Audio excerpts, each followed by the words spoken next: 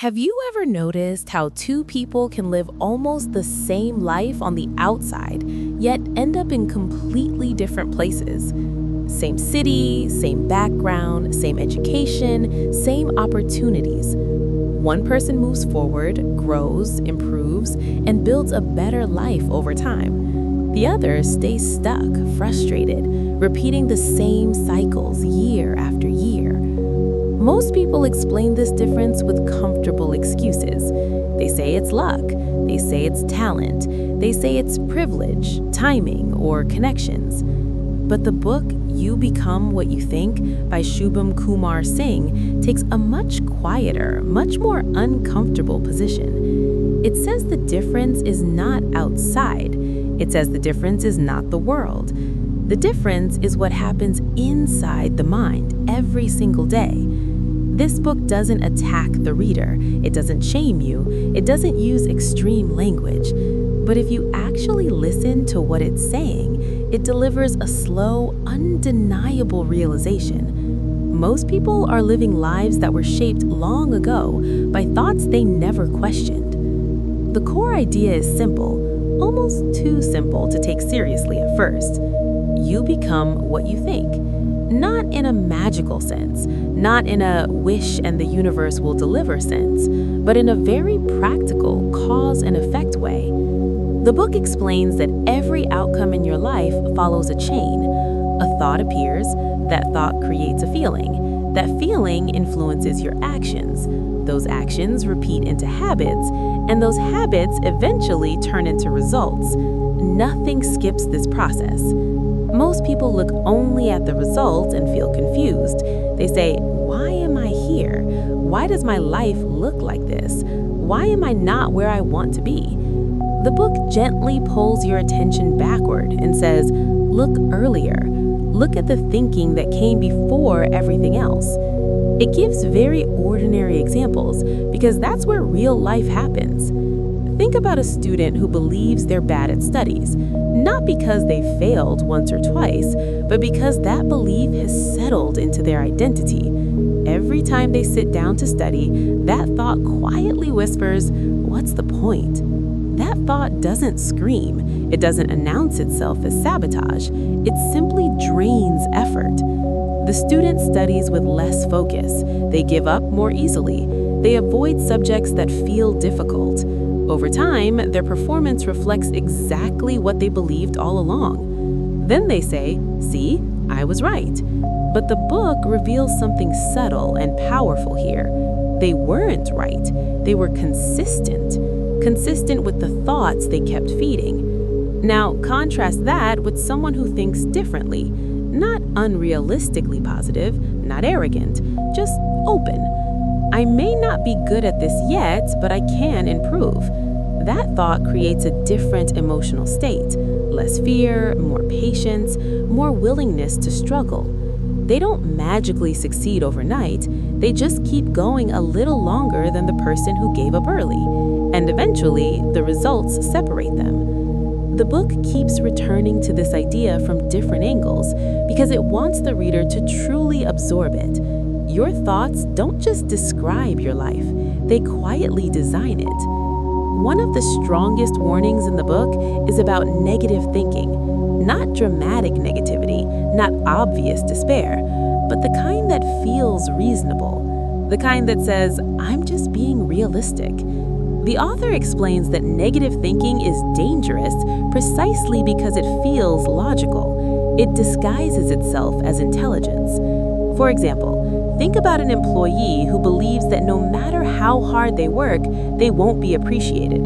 That belief may come from past experiences, from watching others, or from disappointment. But once that thought settles in, something changes. They stop going the extra mile. They stop sharing ideas. They stop taking initiative, not consciously, quietly. Eventually, they really do become invisible at work. And then they conclude that the world is unfair. The author doesn't deny unfairness exists, but it points out something people don't like to see. Your thoughts can reduce your efforts so subtly that failure looks external when it was built internally.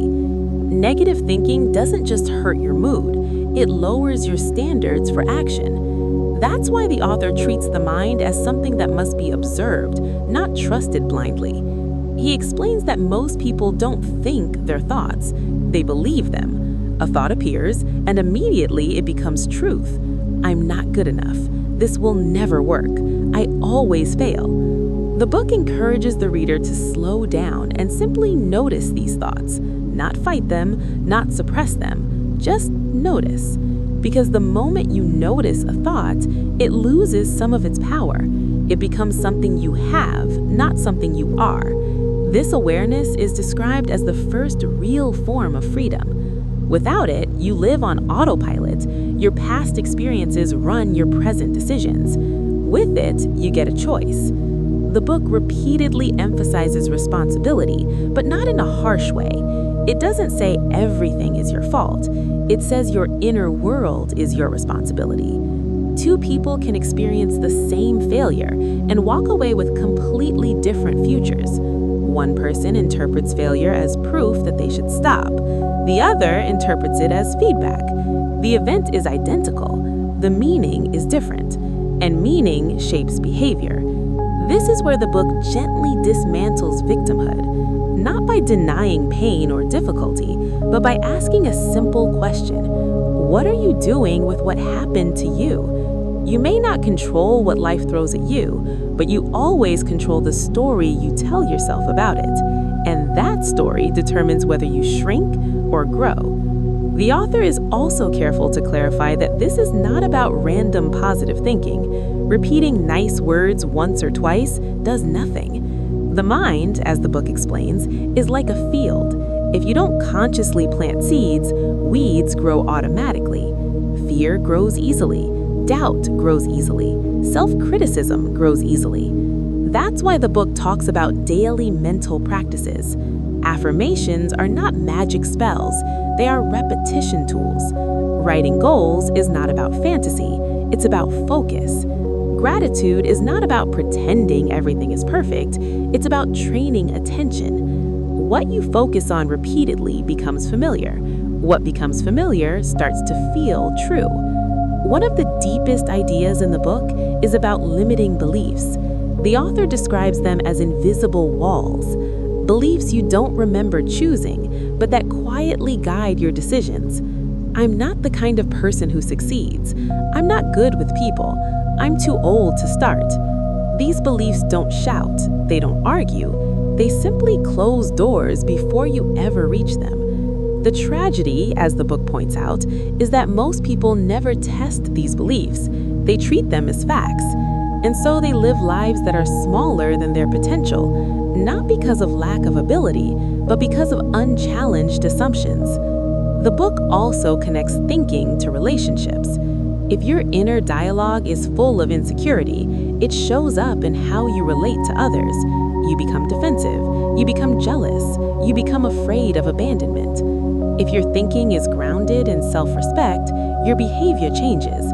You communicate calmly, you set boundaries, you don't chase validation. The book suggests that many relationship problems are not about compatibility, but about self-perception. How you think about yourself shapes what you tolerate, what you expect, and how you respond. Finally, the book addresses happiness. It challenges the idea that happiness is something waiting for you in the future. I'll be happy when I succeed. I'll be happy when I have more money. I'll be happy when my life looks different.